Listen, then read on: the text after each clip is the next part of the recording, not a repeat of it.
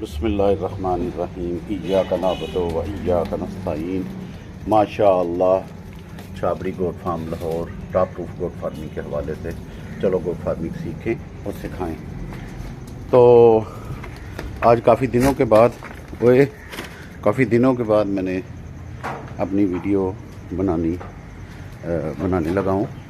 उसकी कुछ वजूहात हैं, घरेलू मसले मसाइल, कुछ ज़िम्मेदारियाँ, कोई एक दो डीलें थी जो फंसी हुई थी। क्योंकि बेसिकली मेरा कारोबार जो है ना वो प्रॉपर्टी का है और बिल्डर का है, यानी कि property estate and advisor and builders. पुत्र ना खा मेरे कपड़े। तो मैं अभी अपने नई अन्वेषण का सबसे पहले आपसे तारुफ करवाता हूँ। ये मैंने अभी 5 माह के बकरे लिए हैं। ये तो इन बकरों के हवाले से मैं आपको बताना चाहता हूँ कि मैंने ऑनलाइन ये बकरे खरीदे। एक ये है बैठा हुआ, एक ये है, वो उधर खड़ा है, वो उधर खड़ा है। ये अभी इस तरह क्यों खड़े हैं वो मैं बताता हूँ कि अभी मैंने इनको MY काम का इंजेक्शन जो कि मैंने अभी अपनी वीडियो के शुरू में लगाया वो लगाया 1 cc, और साथ मैंने इंक्वायर 10 1 cc लगाया। परसों ये बकरे लाए थे, परसों ये बकरे ख़रीदे गए थे और परसों ख़रीदने के बाद इनको 2 दिन हमने प्याज डाला है, 2 दिन प्याज डाला है। अभी ये इंक्वायर 10 के असर में हैं। अभी मैं फ़ारग हुआ हूँ इनको ना, तो ये वो क्योंकि वो लगता है तो ज़ाहिर है ये खौफज़दा हुए हैं। तो अभी ये ठीक हो जाएंगे। मेरे सुबह अभी आने से पहले ये ठीक थे। तो कहने का मकसद है कि जब आप जानवर बाहर से लाएं, एक दिन उसको रेस्ट दें। ओए ओ भाई साहब, देखो उल्टे काम करते हैं। तो जानवर बिल्कुल ना समझ होते हैं। अभी मैं इनको इधर रखता हूँ, बाद में संभालूँगा। तो कहने का मकसद ये है कि आपका जानवर बकरी जो है ना या पाठ जो है ना वो ना हो, प्रेग्नेंट ना हो, तो आप उसको इंजेक्शन नहीं कर सकते। जब आपकी बकरी प्रेग्नेंट हो तो फिर आपने उसको किसी किस्म का भी इंजेक्शन लगाने से परहेज़ करना है, एक्सेप्ट कि भाई उसको डॉक्टर एडवाइज़ ना करे। तो अगर डॉक्टर एडवाइज़ करे तो फिर आप लगा सकते हैं। तो अभी इन बकरों को लाने का मैं वजह बता रहा था कि ये मेरे जो पहले बकरे थे वो भी इसी साइज़ के थे, पट्ठे, और 2 इनमें से नारे वो परले, ये बाढ़ के परली साइड पर। तो इनको लाने का मकसद मेरा ये था कि इनके साथ ये एक ही एज में इकट्ठे पल जाएंगे। तो एक मकसद तो ये था। अब इसमें हुआ क्या है कि वीडियो में फरासत साहब हैं जी साहिवाल के, उन्होंने इसमें मुझसे डबल धोखा किया। एक तो वीडियो बनाते वक्त पता नहीं क्या इन्होंने कहा है जी कि भाई ये मतलब पता नहीं क्या लगाते हैं वीडियो पे। इन्होंने वीडियो ऐसी लगाई कि जिसमें मुझे लगा कि ये बच्चे तो डबल हड्डी के यानी कि बढ़ने वाले बच्चे होंगे। एक एक करके दिखाया। अब मुझे नहीं पता, जानवर एक जैसे कलर के होते हैं। अब मैं तो आज आया हूँ तो मैंने इनको अजीब हालत में देखा है, यानी कि मुझे वो नहीं लग रहे। अभी मैं एक एक करके वीडियो के साथ मैच करूँगा, वो तो अलहदा इशू है। दूसरा इशू ये कि उन्होंने मेरे साथ जो सौदा तय किया, जो डील हुई हमारी, वो पेमेंट मैंने उनको ऑनलाइन पे कर दी।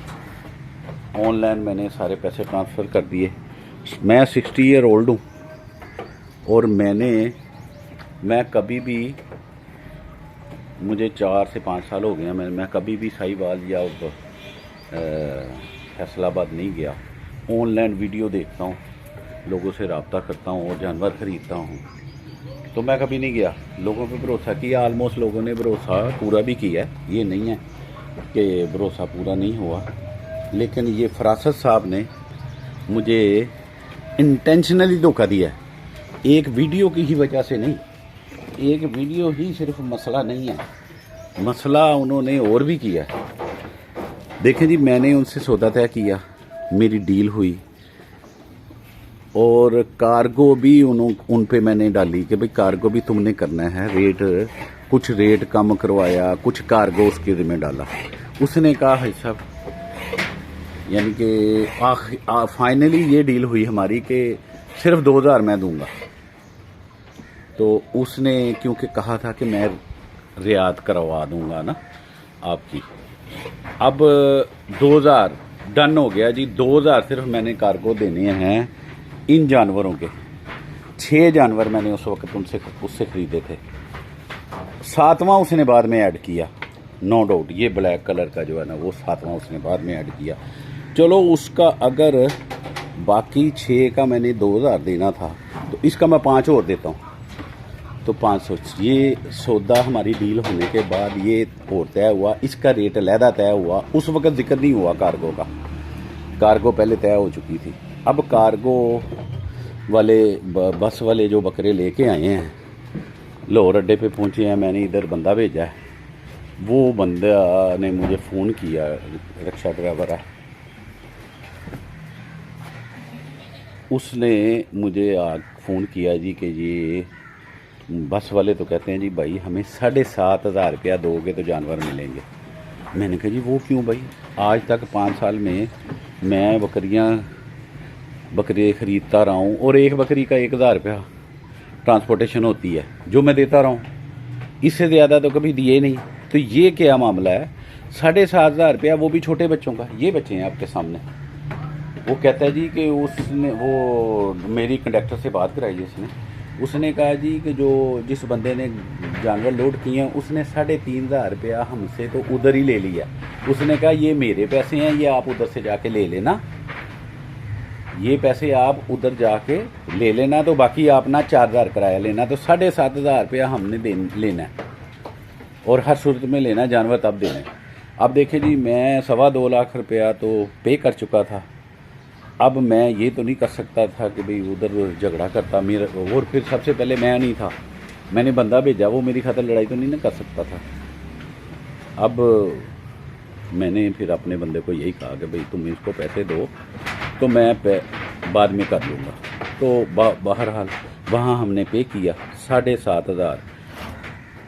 रक्शे वाले को 2500 लहदा दिया। 10,000 रुपये में मेरे ये बकरे लाहौर पहुँचे हैं। 10,000 रुपये में ये छोटे छोटे बच्चे, ये आपके सामने, मेरा ख्याल है वो लाल वाला जो है ना वो सबसे भारी है, वरना वो पीछे वाला देखें वो हल्का है। ये पीछे भी जो लाल डब्बा हल्का है। अब ये मैच करना तो बाद की बात है कि ये वही बकरे हैं, क्योंकि मुझे कुछ डाउट ये भी हो रहा है कि ये वो बकरे नहीं हैं जो मुझे दिखाए गए।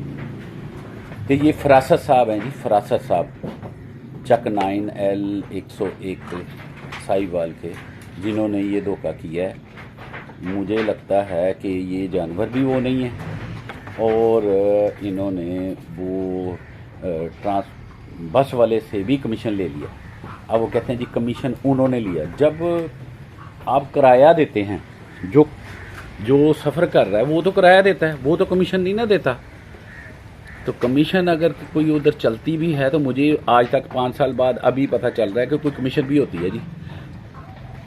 कार्गो होती है, ट्रांसपोर्ट होती है, वो हमारी तय हो चुकी थी।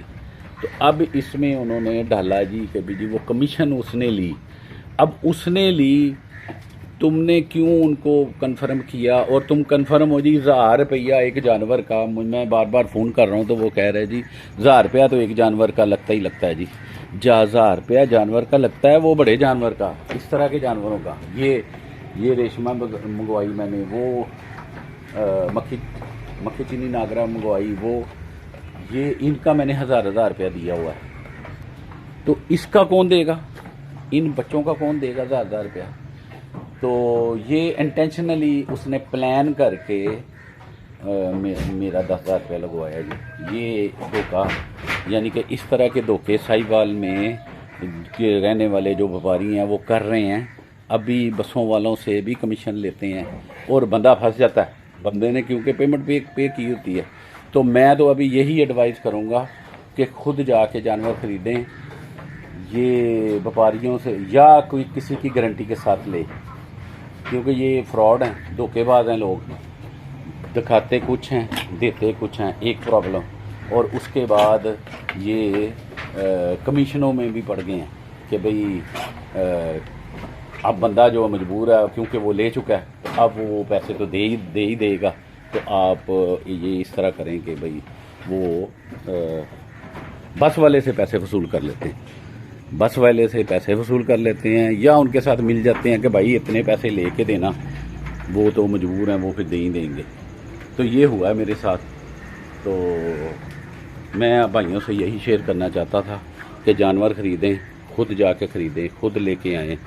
ये व्यापारियों पे स्पेशली फरासत से बचें। फरासत जो है ना, ये बंदा झूठा है। उसको शाहनवाज ने भी जाके, क्योंकि इसकी वीडियो शाहनवाज ने लगाई थी, शाहनवाज ने भी लाइव मुझे लेके, तो उसने कहा यार छोटे छोटे बच्चों का तू 1000 रुपया किमें कह सकना। ते नाले हाजी तो कह रहा कि मेरा कार्गो ये नाल तय होया सी सिर्फ 2000 रुपया, तो तू उहदा 10,000 क्यों लवाया। तो पहले उसने मुझे कॉल की है जी, मैं हाजी साहब मैं 1500 तुहानू बेच देसा। तो यानी कि वो देखें उसने एक्सेप्ट कर लिया कि कोई गड़बड़ की है, कोई एक्सेप्ट कर लिया कि गड़बड़ की है। अब मेरा 10,000 लगा है, तो मैंने 1500 लेके मुंह काला करना है, जहाँ मैंने 2.25 लाख के जानवर ख़रीदे हैं।